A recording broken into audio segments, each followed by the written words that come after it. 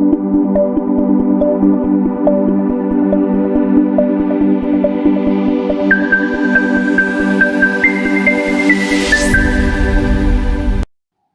everyone, my name is Rashmi Samant and today I will discuss about the topic iron deficiency anemia. Iron deficiency anemia is a hematological disease. The word hematological means related to blood. So now I will discuss about what is the basic definition of iron deficiency anemia.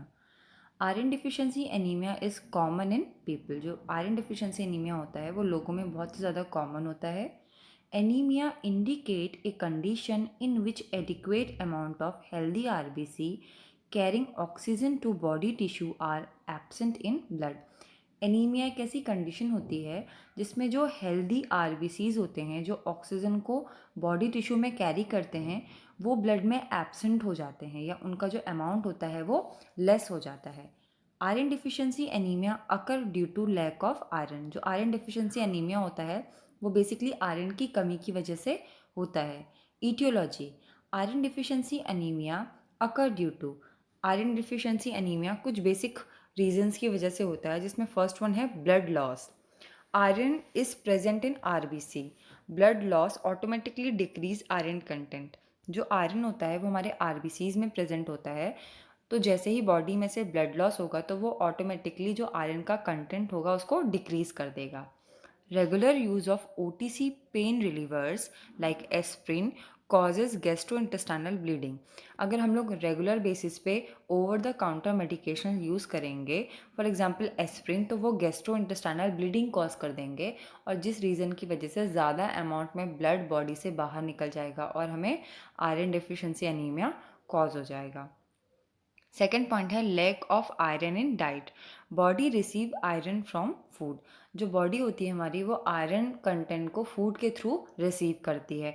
तो अगर हम लोग less iron consumption वाला food intake करेंगे तो body में iron की deficiency हो जाएगी.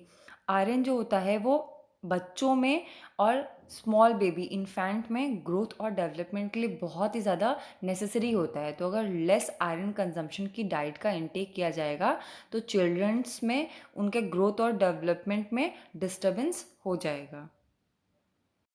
Third point inability to absorb iron.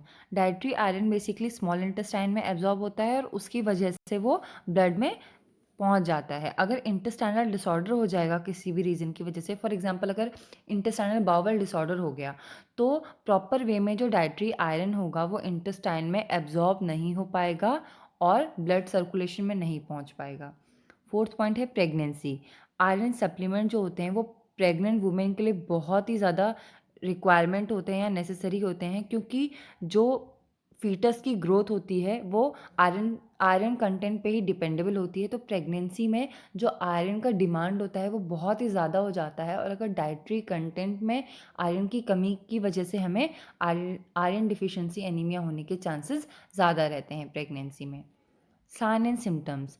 In the case of iron deficiency anaemia हमको एक्सट्रीम फटीग कंडीशन होगी मतलब थकावट होगी, वीकनेस होगी, स्किन हमारी पेल कलर की हो जाएगी, चेस्ट पेन होगा, फास्ट हार्ट बीट हो जाएगी, हेडक होने लगेगा, डिजीनेस होने लगेगी मतलब घबराहट हो जाएगी, हाथ और पैर ठंडे हो जाएंगे, नेल्स ब्रिटल हो जाएंगे, टंग में इन्फ्लामेशन हो जाएगा, भूख नहीं लगेगी छोटे बच्चों में.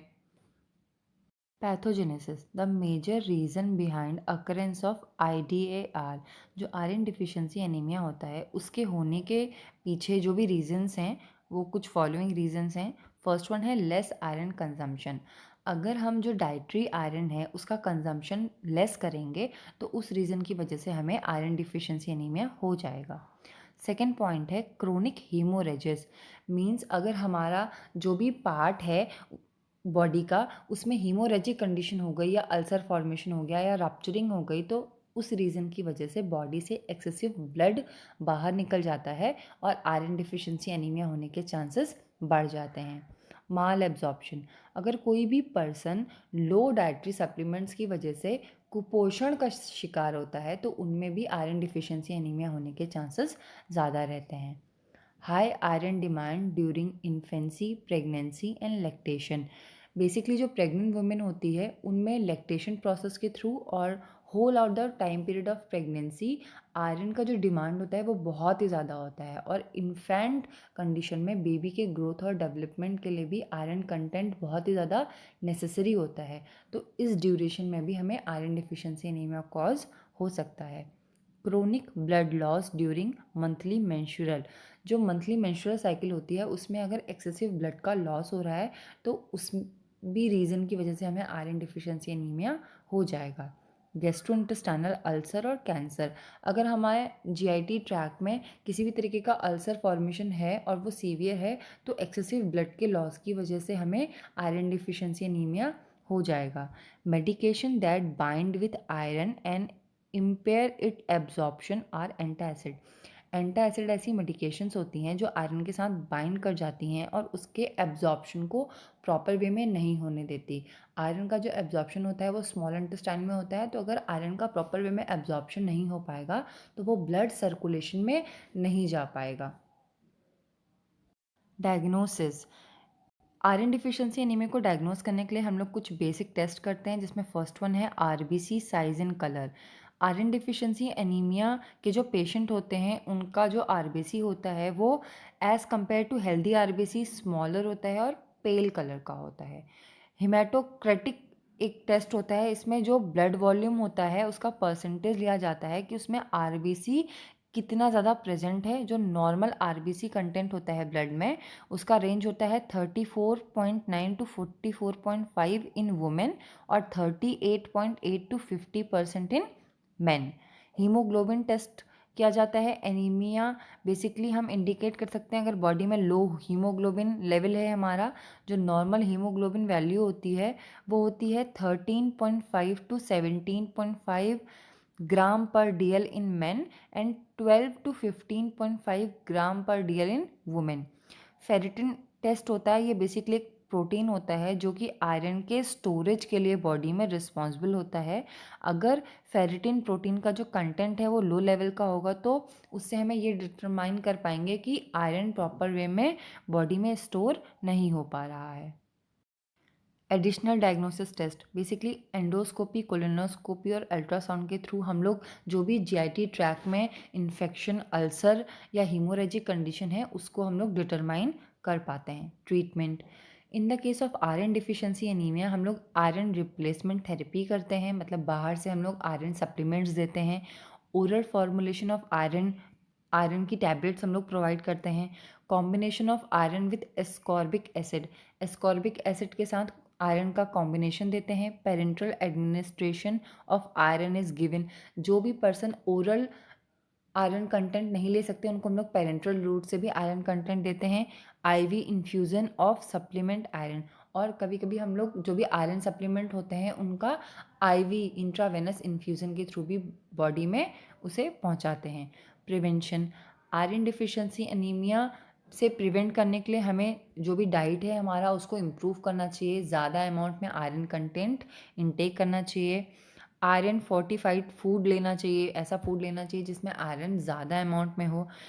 ब्रेस्ट फीडिंग करानी चाहिए मदर्स को ताकि बच्चों में प्रॉपर अमाउंट में आयरन कंटेंट पहुंच पाए। Eating a well balance diet includes iron deficiency anaemia, एक अच्छी और वेल बैलेंस डाइट लेनी चाहिए जिससे कि हम आयरन डिफिशियंसी एनीमिया हमें ना हो।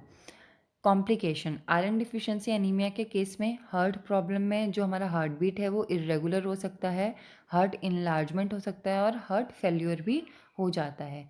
प्रॉब्लम ड्यूरिंग प्रेगनेंसी, प्रेगनेंसी के कंडीशन में प्री मेच्योर बर्थ होने के चांसेस बहुत ज़्यादा रहते हैं और जो भी बेबीज़ होते हैं उनका बहुत ही ज़्यादा लाइट वेट होता है, वो बहुत पतले होते हैं।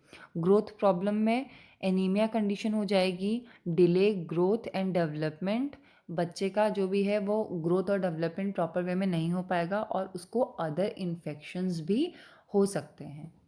Thank you.